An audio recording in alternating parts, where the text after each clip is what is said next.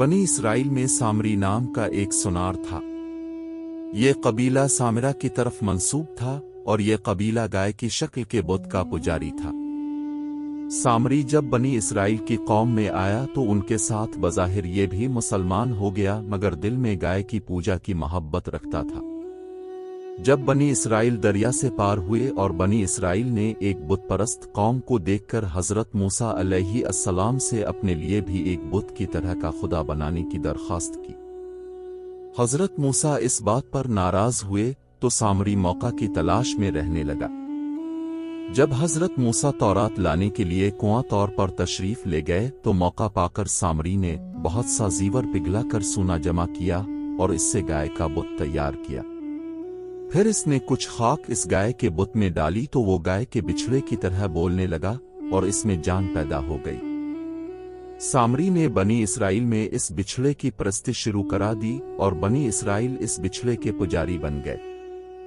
हज़रत मूसा जब कुतौर से तशरीफ लाए तो कौम का यह हाल देखकर बड़े गुस्से में आए और सामरी से दरियाफ्त फरमाया कि सामरी ये तूने क्या किया। सामरी ने बताया कि मैंने दरिया से पार होते वक्त जिब्राइल को घोड़े पर सवार देखा था और मैंने देखा कि जिब्राइल के घोड़े के कदम जिस जगह पर पड़ते हैं वहां सब्जा उगाता है। मैंने इस घोड़े के कदम की जगह से कुछ खाक उठा ली और वो खाक मैंने बिछड़े के बुत में डाल दी तो ये जिंदा हो गया और मुझे यही बात अच्छी लगी है। मैंने जो कुछ किया अच्छा किया। हज़रत मूसा ने फरमाया अच्छा तो दूर हो जा। अब इस दुनिया में तेरी सजा ये है कि तो हर एक से ये कहेगा मुझे ना छूना, यानी तेरा हाल ये हो जाएगा कि तो किसी शख्स को अपने करीब ना आने देगा।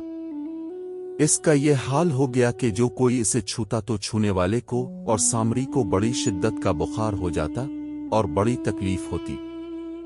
इसलिए सामरी खुद ही चीख चीख कर लोगों से कहता कि मेरे साथ कोई ना लगे। इस अजाब दुनिया में गिरफ्तार होकर सामरी बिल्कुल तन्हा रह गया और जंगल को चला गया और बड़ा जलील होकर मरा।